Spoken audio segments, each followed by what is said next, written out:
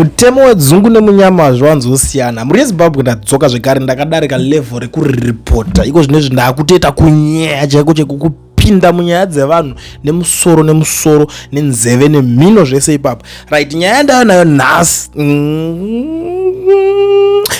tanga nekulike this video iko zvinezvi toda kumbosvotesa zvigananda. Tozati zvigananda zvese zvifanira kuti zvichingosipinda on internet, kungoscroll on internet, kungonyora kuti client zvofanira kubva zvotokwira BP ipapo, zvokuti zvinozoitikawo mberi kokoko tongoti Mwari unozongoitawo kuda kwavo kana vazozvifungawo havo kuti gatingotorawo. Nyaya 1 iri panapa nyaya yaFreeman naChivayo. Chivayo ari kunzi apa Freeman mota, and that is the true. But nyaya iyi, I was supposed kunge ndakatoirova marimwe zuro panga pari kurohwa manegotiations acho, but nyaya hombe yanetsa ndeyekuti Freeman ari kuramba mota iyi achitaura kuti zvoni mukomana uyu kauyu akaromba mari yemushonga because vanhu vese vakapiwa mota nemuchinda uyu. Career inobva yadzikira baba, career inobva yapera zvokuti iye ndiye anosara nedhaudha rakwe, ndiye anenge akusara kutaurwa. Unongoziva these guys are men of script vanorohwa. I will give you a very good example yemupanhu anonzi is it Killer T or something anoimba futi. Yes, akapiwa achikana ndanyura panzi mota. Ukatotarisa madays wazvo chokwadi song iyoyo aitorita zvekuvharira kwese uchingoti song yanhingirikana achingopedza kupiwa mota iyo zvakabva zvadzikira zvese mupombo zvekuti even kana izvo ukatomudedza kuti ita kana ndanyura kana kuti iwewe chakuhoritika kuti play that song hauchatokwanisa kusvika kana pa 30 seconds wakutoskipa next. Aichakunakidze why? Because pane vanota zvekuda kutora mazita evanhu, kutora mbiri inenge yashandwa nemwana zveupenyu hwese mbobva vaenda. Same applies. List yacho rakakurisa. Twana Enzo twainetsa toti Enzo. Guess what happened?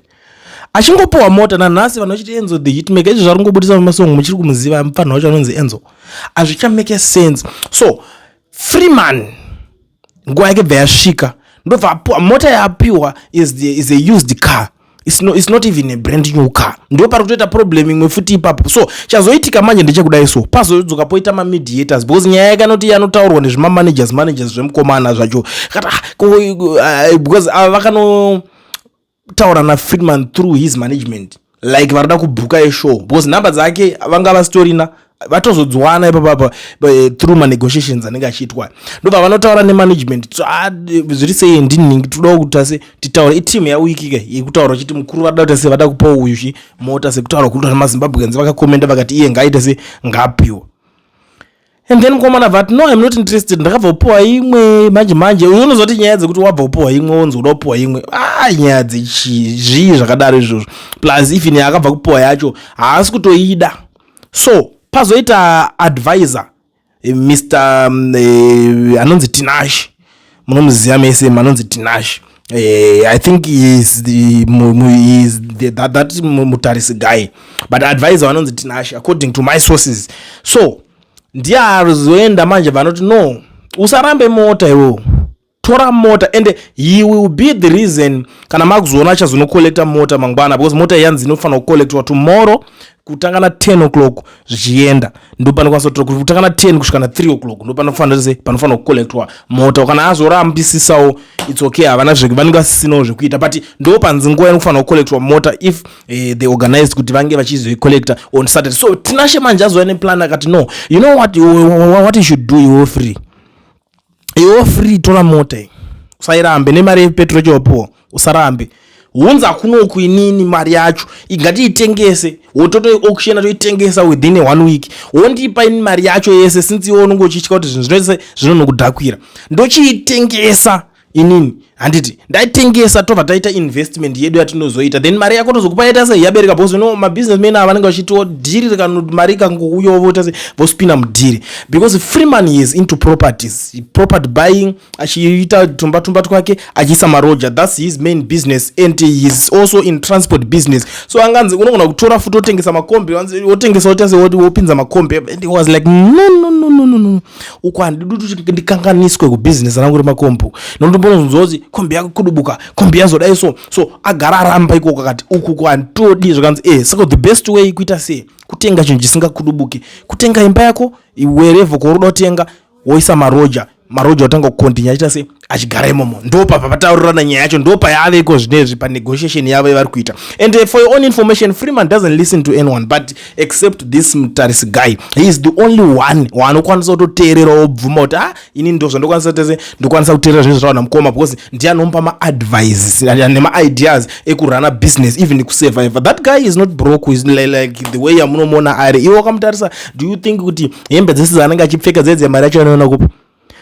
But he's into business, serious business. Even in matown menyu chamu ane mashops ake anotorana, anototengesa hembe, anototengesa everything. So zvinhu zvese zviri wero, zvinhu zvese zviri correct, zvinhu zvese zviri in order in terms of his life is concerned. Anditi saka iye haana pressure paside papo. Saka daso paanga kutopowa nigirikina angasi kutombozvisa mumusoro pese paanenge achirwa even mafestivals aya. Anodata achingobva kufestival kwake atonotenga imwe imba stand whatever chaakwanisa kutenga ipapo achizovaka mbijana achitobuilda achitoenda kuitira kuti zvikwanise kuzomusurvivisawo at the end of the day. Saka uyu manje aitanga ada kuuya kunomubira tarenda racho manje vanotanga vanenge vada kunoba talent remunhu ndo zvaita kuti mukomana airambe. If you go and check right now ndikutaura nemizve, so most of the guys anotekana achinga apuwa chinhu anomhanya the next thing kunoposta thank you mukomana zviona mandi pachakati haana kuposta anything.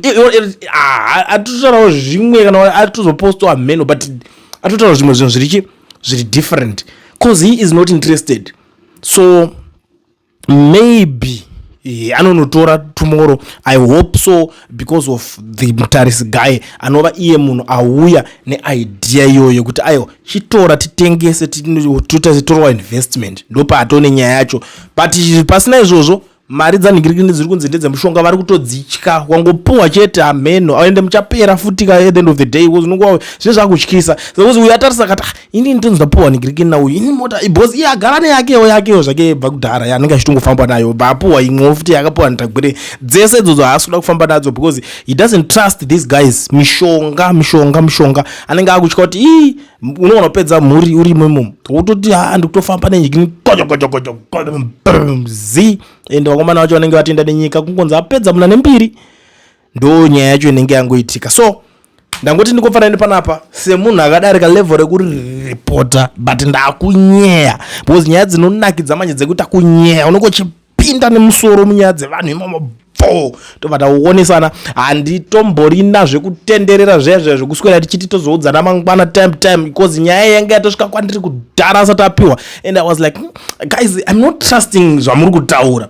ndo zvandataura and those people they keep on pressurizing me chibuditsa kanyaya yacho you are not serious takuipa umwe and if you check around hakuna you will never see anyone achitaura nyaya iyoyo because yabva kune ma-close sources wanga kutotaura nyaya iyoyi mukomana ari kuramba zvinhu zvitoita se because kune vamwe vanenge vari mudhuze kuti but at least tikangowana chero akangotorawo right ongoitengesa ongotipa isusu right kana asiri kuda andozviona. Saka iye what he doesn't like kunzi ndiye aireceiva iye ndo zvinhu zvaari kuramba and that is the reason why uri kuona kuti vanhu vazhinji vanga vari kutry kucomplaina mamupa second hand dai mamusingadi kumupa dai maregedza maita ekurasirira umwe akati ayewa mapuwa makapa meno anzi ndiani akapuwa umwe akabva adzosa because pane dzimwe dzakambopuwa vanhu dzakanofambwa nazo then munhu amene tanga akuona mazongororo mambishi mba make anga akuona chinji mazvinyumpoto zvisimo kungotanga kuona zvisizvo and then ndo vaidzosera kati hey please